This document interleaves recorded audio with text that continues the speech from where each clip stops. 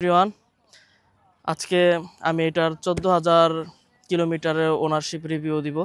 14,000 kilometre আমি বাইকটাকে ride করছি। এর আগে একটা আমি 10,000 কিলোমিটারে দিছিলাম, আজকে 14,000 কিলোমিটারে দিব। আর এটাই আমার লাস্ট রিভিউ হবে, কারণ এই বাইকটা আমি 2-1 দিনের মধ্যে সেল করে দিব। Can you hear me calling out your name? Let me run to you and escape this place. Stop time, rewind, bring me back to you. I would give my heart if you only knew.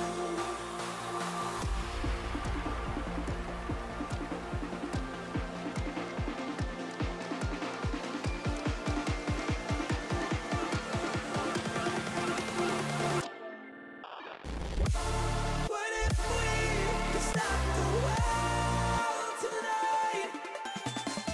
তো এই বাইকটা মোটামুটি অনেক ভালো একটা বাইকের price হচ্ছে বর্তমানে 2,15,000 টাকা। 2,20,000 টাকা, 5,000 টাকা অনেক সময় ডিসকাউন্ট দেয়, আবার অনেক সময় ডিসকাউন্ট দেয় না তারা। আর এটার ব্ল্যাক কালার যেটা, ওইটা প্রাইস একটু বেশি, ওইটা 20 আর এটা হচ্ছে 15। এটার মোট 3টা কালার আছে। তো বাইকের পেপার করতে, দালাল সহ পেপার করতে তারা টাকা নিয়েছিল আমার থেকে 15,000 টাকা। তো বাইকটার একদম সম্পূর্ণ কি কি ডিটেলস আছে আমি আজকে সব বলবো। বাইকের কি কি ভালো দিক আছে, বাইকের কি কি খারাপ দিক আছে।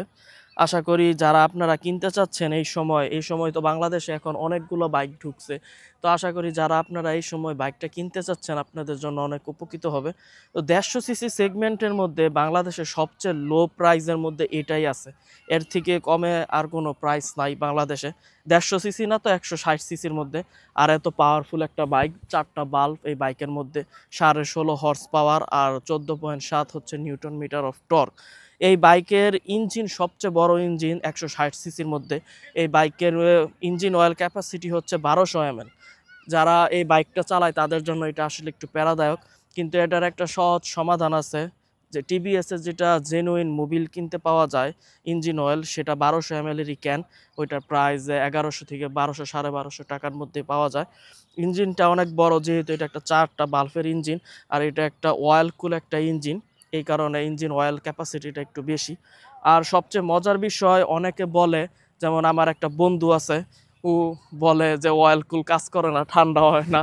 কিন্তু আমার বন্ধু হচ্ছে গাধা, আসলে এই অয়েল কুল এটার কাজ করে। এটার এখানে একটা রেডিয়েটর আছে, এই সাইডে একটা রেডিয়েটর আছে, একটা 3 পার্টের একটা রেডিয়েটর আছে। এই সাইড দিয়ে অয়েল ঢুকে, আবার এই রেডিয়েটর দিয়ে ঠান্ডা হয়ে এই সাইড দিয়ে আসে। তো আমি এই বাইকে 2টা ডিস্ট্রিক্ট ট্যুর দিছি। আমি একদিনে এই বাইকে 400 কিলোমিটারের মতো রাইড করছি।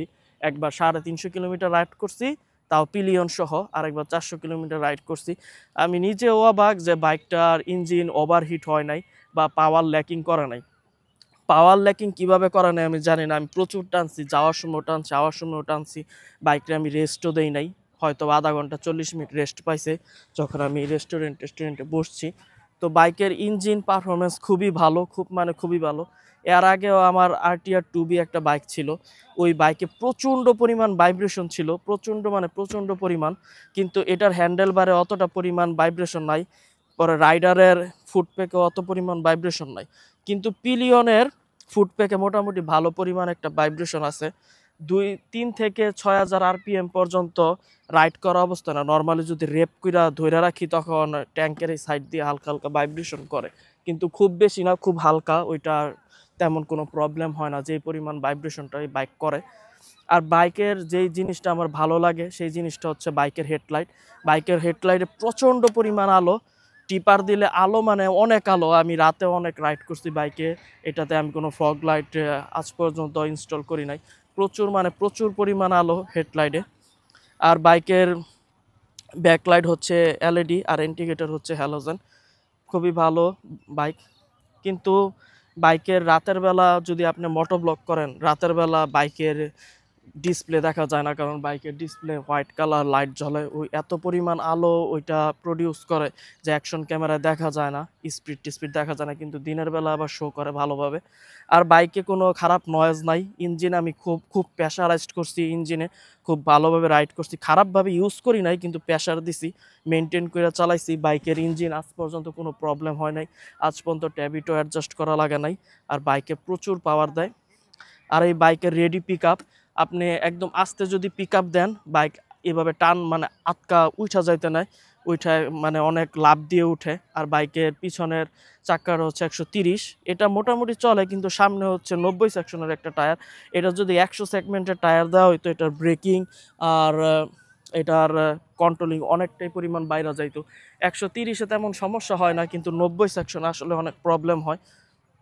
আর এই বাইকের যদি আমি খারাপ দিকগুলো যদি বলি, বাইকের এই বাইক আমার কাছে মনে হয়েছে তেল অনেক খায়, কিন্তু আবার যদি আরেক দিক দেখি তাহলে বাইক আবার তেল কম খায়। কারণ অনেকেই বাইক থেকে 22, 23, 25 কিলোমিটার করে মাইলেজ পাইছে, কিন্তু আমি বাইক থেকে অল টাইম 35 করে মাইলেজ পাইছি। আর যখন আমি হাইওয়েতে রাইড করছি তখন 40ও আমি মাইলেজ পাইছি। এই বাইক আমি টপ স্পিড 118 পর্যন্ত উঠাইছি, তাও আবার পিলিয়ন সহ। আর আমি একা 120 পর্যন্ত টপ স্পিড উঠাইছি, খুব বেশি আমি পুশ করি নাই। হয়তো ধইরা রাখলে 125-30 পর্যন্ত যাইতো, এর বেশি যাবে কি না আমি জানি না, কিন্তু আমি নর্মালি ধরে রাখছি 118-20 পর্যন্ত উঠছে এই বাইকের স্পিড। বাইকের ব্রেকগুলা খুব ভালো, বাইকের ব্রেক ক্ষয় হয় খুব কম। এই বাইকের পিছনের যেই আমার ব্রেক শো, এটা এখন পর্যন্ত স্টক আছে, এত পরিমাণ ভালো ব্রেক, এখনও নষ্ট হয় না, শুধু সামনের ব্রেক শোটা আমি চেঞ্জ করছি। সব দিক দিয়ে বাইক ভালো, আপনারা নিতে পারেন। আসলে এই প্রাইজের মধ্যে এর থেকে ভালো বাইক বাংলাদেশে আছে কি নাই আমি জানি না। আর বাইকের বিল্ড কোয়ালিটি, এটা আমার আরেকটা জিনিস ভালো লাগে, বাইকের বিল্ড কোয়ালিটি অনেক ভালো। আপনি বাইকের একটা জিনিসই আপনার কাছে খারাপ মনে হইতে পারে, আর ওইটা হচ্ছে বাইক তেল অনেক খায়। আর একটা বাইকের অনেক বড় একটা প্রবলেম হচ্ছে, সেটা হচ্ছে গিয়ার ইন্ডিকেটর। আপনি বাইকের যত পরিমাণ পৃথিবীতে আরটিআর আছে, সব আরটিআরেরই একই সমস্যা। আপনি যতই গিয়ারের সেন্সর চেঞ্জ করেন, এইটা ভুল সেন্সরই দেখাবে। মানে আপনি যদি 1 নাম্বার গিয়ারে ফালান, এটা নিউট্রাল দেখাবে, নাহলে 2 নাম্বার দেখাবে, 3 নাম্বার ফালাইলে নিউট্রাল দেখাবে, নাহলে 2 নাম্বার দেখাবে। এইরকম প্রবলেম থাকে গিয়ার সেন্সরে। এছাড়া আমি আর কোনো প্রবলেম দেখি নাই এই বাইকে। মোটামুটি এভারেজে সব দিক দিয়ে ভালো আছে বাইকটা, শুধু হুইলটা চাক্কাটা মোটা হইলে ভালো হইতো। আর আমার এটা নিয়ে কোনো কমপ্লেন নাই, কমিউটার বাইকে যথেষ্ট পরিমাণ পাওয়ার দেওয়া হয়েছে, আপনারা কিনা এটাকে আরামসে চালাতে পারবেন, এক্সজস্টের সাউন্ডও ভালো। তো বন্ধুরা, জানায়েন আপনাদের আর কি কি মতামত আছে। আজকে আমি ভিডিও এখানে এন্ড করতেছি। থ্যাংক ইউ বন্ধুরা, আল্লাহ হাফেজ। থামা।